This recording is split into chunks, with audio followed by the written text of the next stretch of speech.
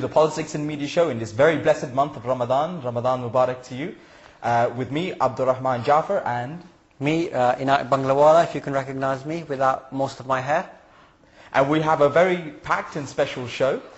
We have a media insight. We have a guest from the Maldives, a leading member of the opposition.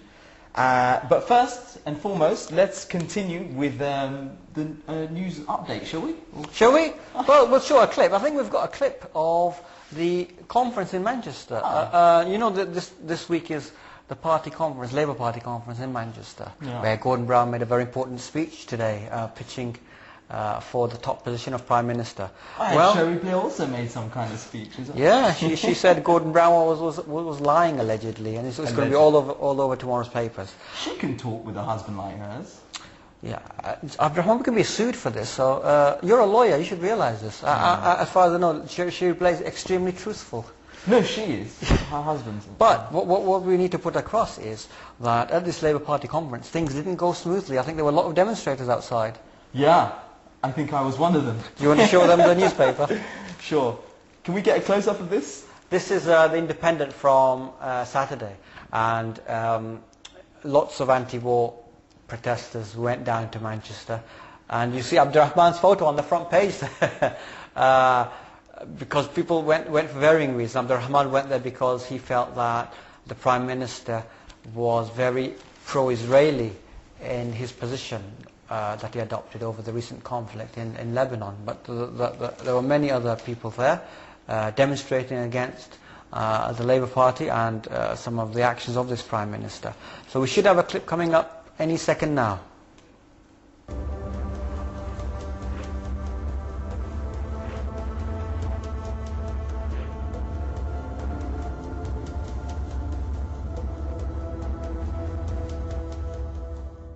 Jump on the peace train, stop that war. Jump on the peace train, all aboard. Jump on the peace train, stop that war.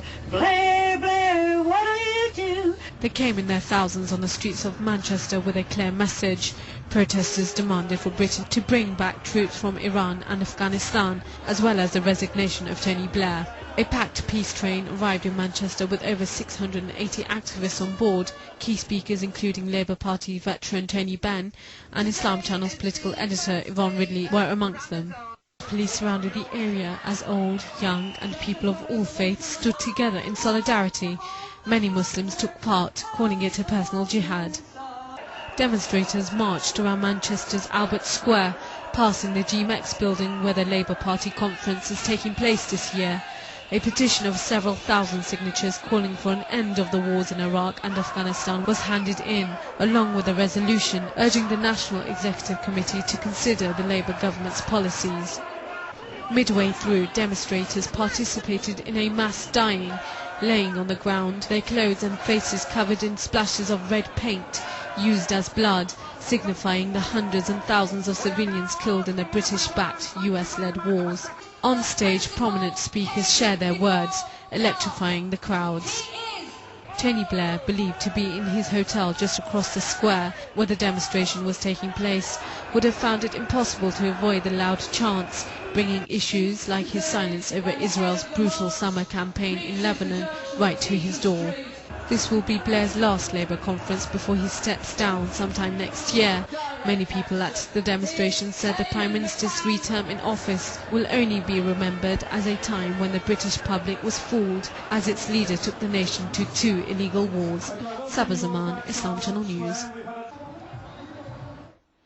Well, that was the demonstration. You were there. How was it? Oh, it was brilliant. I think the police estimated about 25,000. Organisers estimated about 60,000. It was very good. I think it was very effective. A lot of the people on the streets of Manchester were you know, they joined in. It was. I think it got a very important message across. I mean, Blair. I mean, this is his last party conference. He doesn't seem to be ending on a high, right? No. And that's why I think this was so important. Yeah. Because it really gave the message from the people as to what they think about Blair's legacy.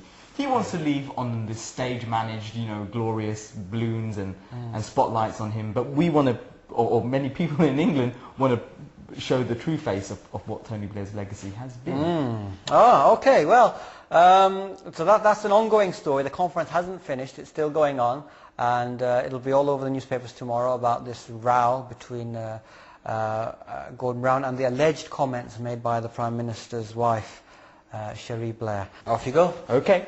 Our guest, Ahmed Musa. Ahmed, there was a very interesting story in the Daily Telegraph. Ahmed Musa is the editor of the Dehi Observer. Daily Observer. Dehi Observer. Oh. A website which has a daily hits of about 40,000 Maldivians logging onto that website, and with a population of only about 300,000, you know, he's got over 10% of the population logging onto this. It's a major opposition website against the government and campaigning for democracy in the Maldives. Okay. As you heard about 3 months ago, we had a very brave guest on. His name was Maher Abdullah, who'd been a victim of torture by the authorities. And today we have one of the leading members of the opposition against the government in the Maldives. And Ahmed, we have a very interesting article in the Telegraph last week on the 15th of September about you receiving very rude emails, threatening ones as well, and the police had to caution someone.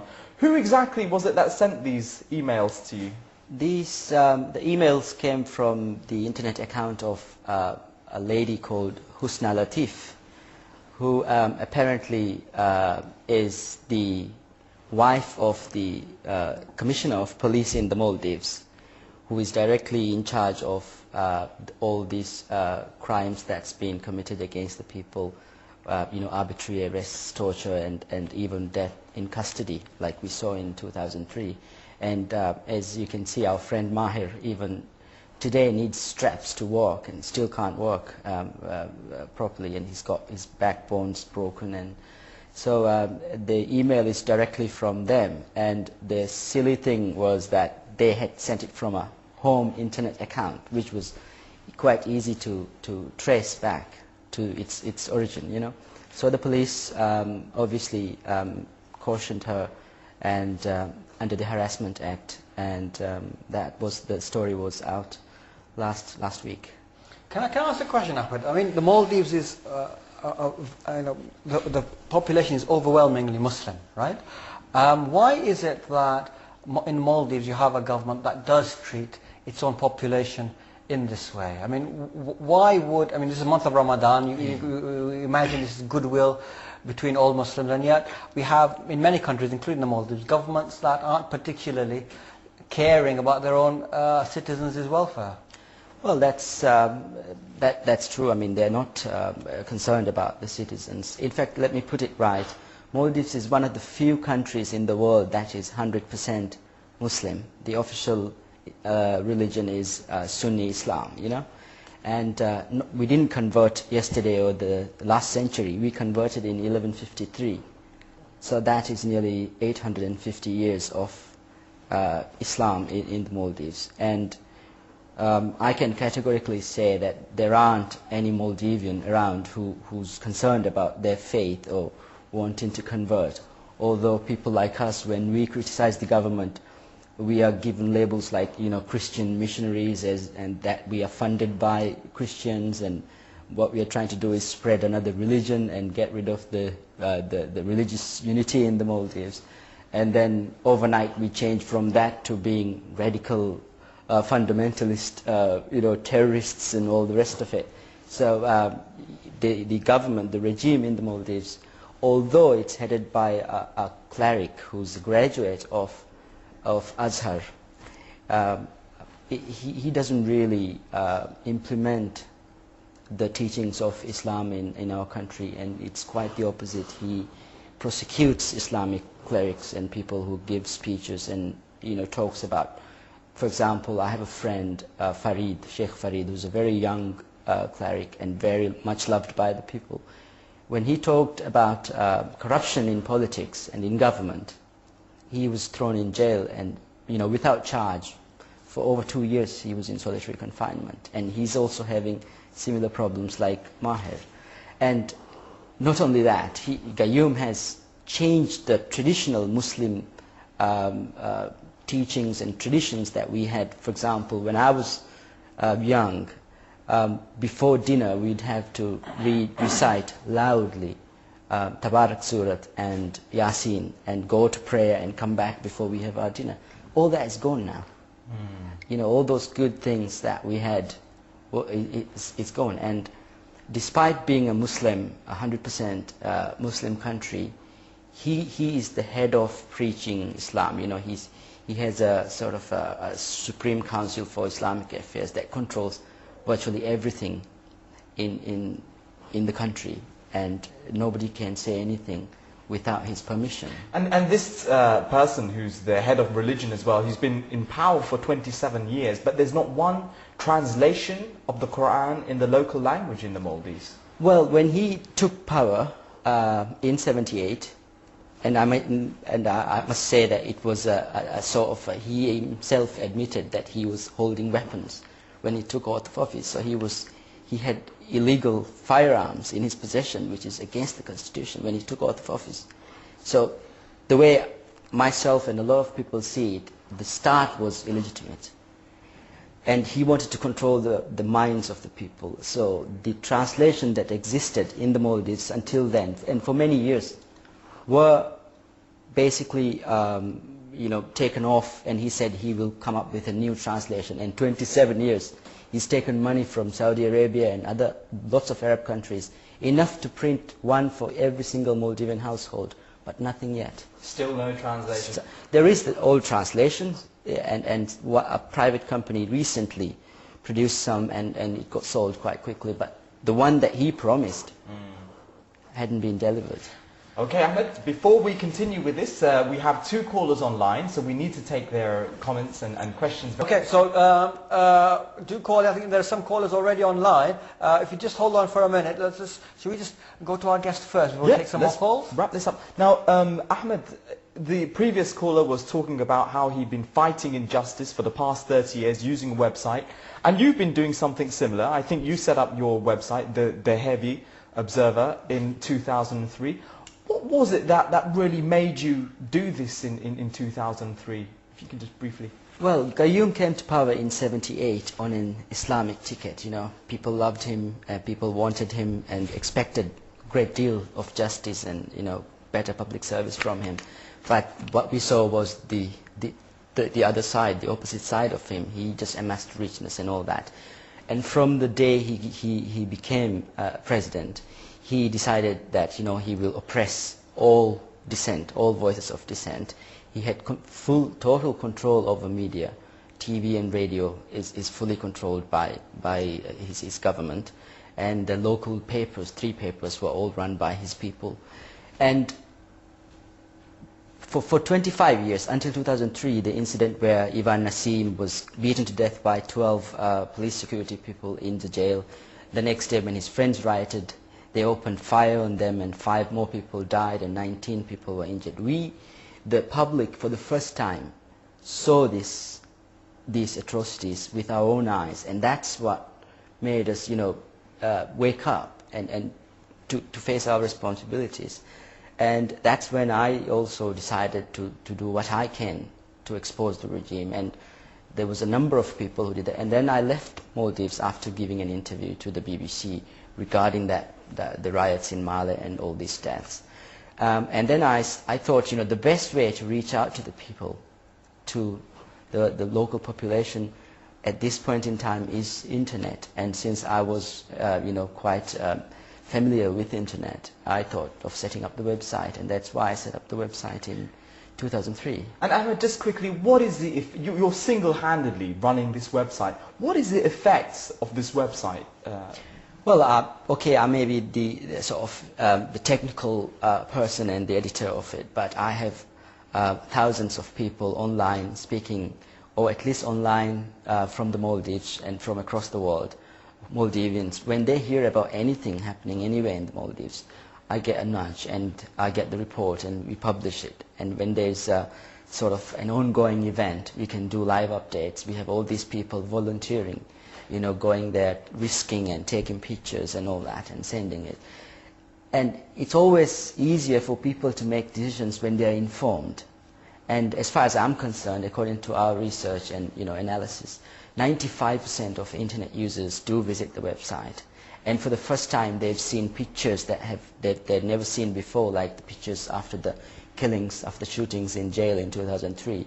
The reports that he confiscated from the inquiries on these killings, and a number of other things like how much money he actually spends on himself, about the expenses of his palace, the extent of his luxury resort that he has, and all the rest of it, you know.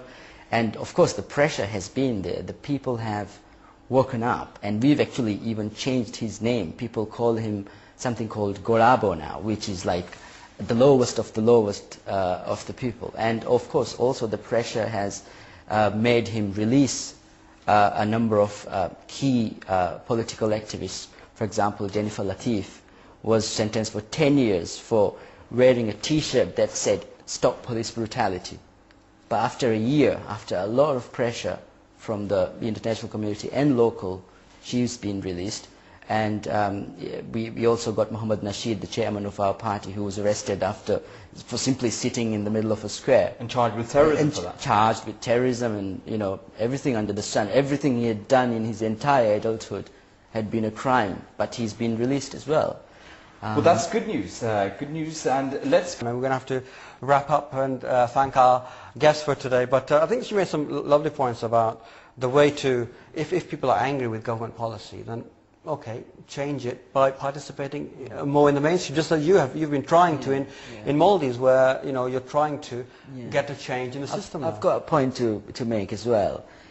I think also the leaders of the Islamic countries have a huge responsibility to make people understand the principles of Islam and make them participate in the global world that we now live in. For example, Mahir the other day said it was easier for him to practice Islam in UK than in the Maldives. So I think it's very important for the Muslim leaders to relax their oppressive systems. That's a very good point. I think the fact is, in the UK we're freer to practice our faith than in many countries, such as the Maldives, where the gentleman is speaking from, which is a 100% Muslim country. Ahmed, it's been a pleasure having you on the program, and all our viewers, and especially the callers we didn't manage to get through as usual, our apologies. Call in next week, same time, 10 o'clock, we'll be here inshallah. Assalamu alaikum, and hope you have a lovely Ramadan. Assalamu alaikum. This is how you grow hatred. First, you must take your enemies and imprison them without fair trial. Isolate them from their families, mix in inhumane conditions, and feed with abuse. Leave to take root and spread, and soon hatred will be growing everywhere.